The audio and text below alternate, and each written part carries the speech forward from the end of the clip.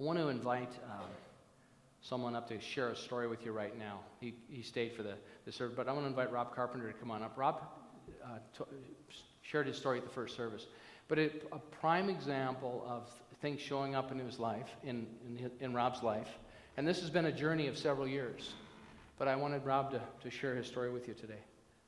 Welcome back. Yeah, long time no see. Like Patrick said, my name's Rob Carpenter. My family and I, we've been members of the center. I'm trying to think how long now. 6, 7 years, 8 years? Could be. Yeah, probably. 3 years ago, next month, I was diagnosed with a brain tumor. After surgery, 33 rounds of radiation, a year's worth of chemo, a complete lifestyle change of mind, body, and soul, I'm pleased to announce that I'm nearly healed.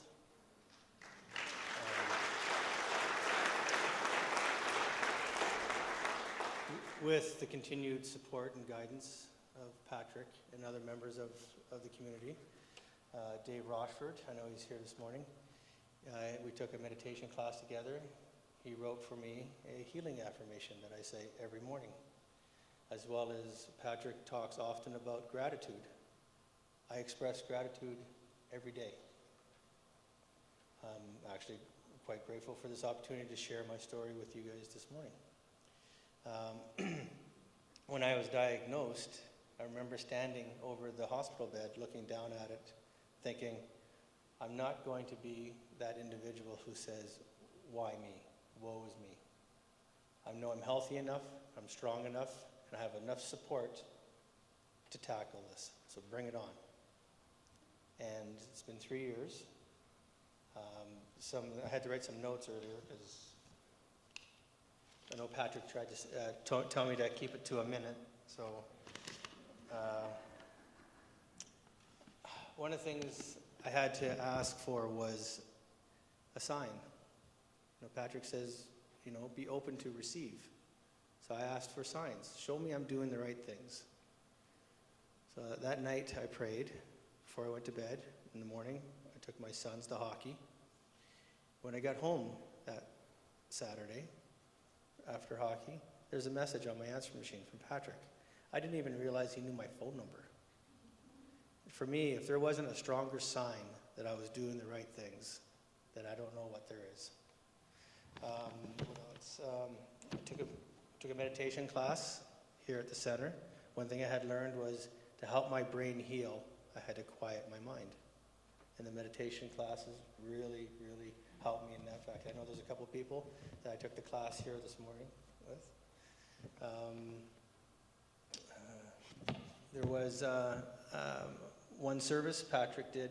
He set up a couple balloons and invited people to come up and pop a balloon to release something. Do you remember that? Yeah, I do remember that. And it's probably balloon time again. Yeah. And so I came up and he asked me what I wanted to release. And for me, it was fear.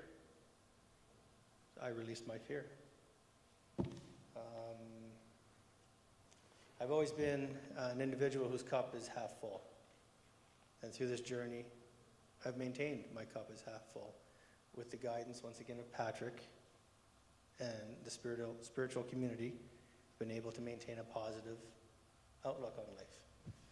What else? There's another individual, B. Murray. I'm not sure if she's here this morning or not, but she's a great healer. She's there. Is she? Where's B? She's bobbing back and forth over there. I thank you, B, for your guidance as well.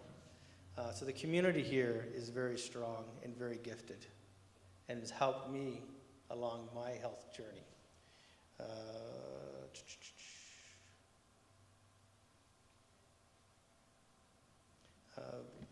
Once again, Patrick has always taken the moment.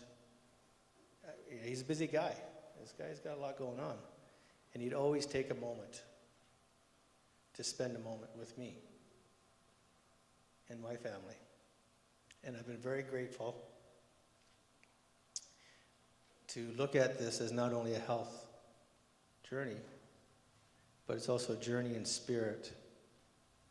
And I am truly grateful for the community that we have here and for Patrick. Thanks, buddy. Thank you. Beautiful.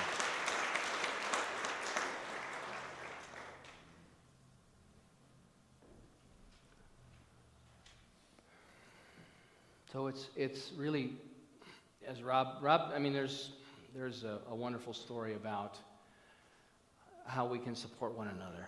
And this, this is not unique. This is happening in faith communities everywhere. But I think that, I don't want to represent this as unique and special, because I think whatever turns the switch on for us and opens the pathway to a different experience in consciousness, and this is what Rob is speaking about. I was walking to the back after the first service, and there was a woman standing there, just really, I could tell she was really full of things bubbling up for her and tears in her eyes. And I went over to give her a hug prior to the final song being over. I said, "What's going on?" And she said, "We tried really hard," as Rob had shared his story. And I remember sitting with her a number of years ago, and her 16-year-old son did not have the same outcome Rob is having. And it was interesting, because it never occurred to me, in having Rob share his story, which is so empowering, that there are many here today that we've done our prayer work. I've done my prayer work, and the outcomes that I've expected were different. And so I think it's important also to acknowledge those opportunities and when they come along, because we don't know what is the highest and best for anybody. And all of us will trade in these earthly body temples for something else as we go along. But to look at that as failure, and I know part of it is the grieving that goes on, but I want to acknowledge that life is at many times a mystery. But the coming and going, we have this day to live in, and we have this day to love in, and those that we love are always with us. And I'm so grateful for Rob and his journey of dipping into the community and getting the inspiration. And he's called upon many modalities that have kept turning the switches on for him. After service, he was showing me his MRI and the dramatic shift and change in the photography.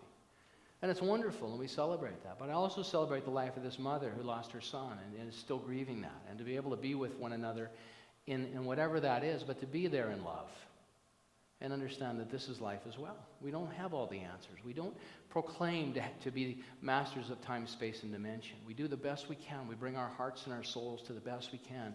We're vulnerable in this. We bring our curiosity and our deep caring and our compassion to life. And so it was so interesting to have that experience for me. It was a blessing. And so when I went in the back and went into my office after the reception line, I had to do some prayer work for myself, just because I wanted to bring some clarity to that experience as well. Everybody's experience is different.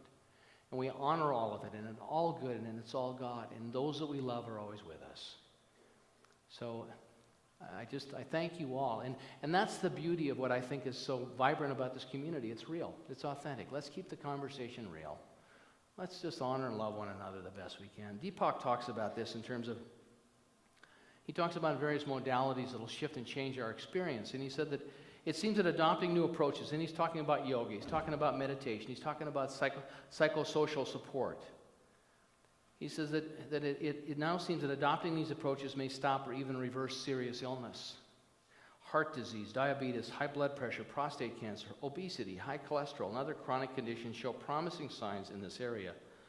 Only recently has research gone to the genetic level of explaining these beneficial changes. Hundreds of genes, it has been found, may be changing their expression in as little as a few months after patients change their lifestyle in a positive direction. At this moment, you are making all kinds of choices that weave together the quirky, unpredictable, and creative pattern of your life. Do your genes care? As it happens, they do very much. It has been shown that the death rate rises significantly after Christmas.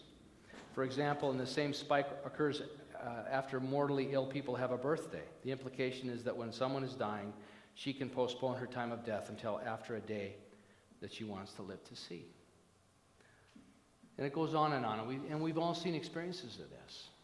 Reverend Catherine mentioned in the announcements today that Elaine Warwick and Dale Warwick, brother and sister, and Elaine is married to Jim O'Neill, and Dale's married to Bernie Fritz. And once I figured the names out, it took me about 4 years to figure out who was married to who. But they are in Saskatoon right now, and their father, John, is very interesting, because John has been sort of making slowly his transition, leaving the physical form to make his transition. About 4 hours before John made his transition, his wife, Elaine and Dale's stepmom, made her transition. And then as if they timed it together, there was some unspoken agreement. John made his transition about 4 hours later. And so, of course, we mourn the passing and we share in the mourning of the family experience. But it's interesting to watch the sort of the unspoken mysteries of life as they unfold. So we're all in this energetic vibration. How we turn the switch on is up to us. But I know that if we stand in our life and we complain and we curse and we howl at the moon, we will bring into our lives more opportunities for cursing and howling and pain. And so it really is, I think what the collective ancient wisdom, New Thought teaching requires of us is to be present with what's going on and to back off when we're holding on so tightly and to listen, to put a hand on our own shoulder as a metaphor for the story I began this sharing with, and say, you won't see it if you hate it. You have to love it and love all of it. And that's a stretch sometimes, but that really is our opportunity. And I know that we can all do that and continue to grow in that. And that's our message. We become the message that we take to the world. So it's a beautiful day. This moment is perfect. Jesus said, "Blessed are the pure of heart. Theirs is the kingdom of heaven." He was talking about this. The pure of heart is living from present moment inspiration, despite the memories, despite what has gone on. But they don't drive us. We choose and choose again, over and over and over again. And so it is. Thank you.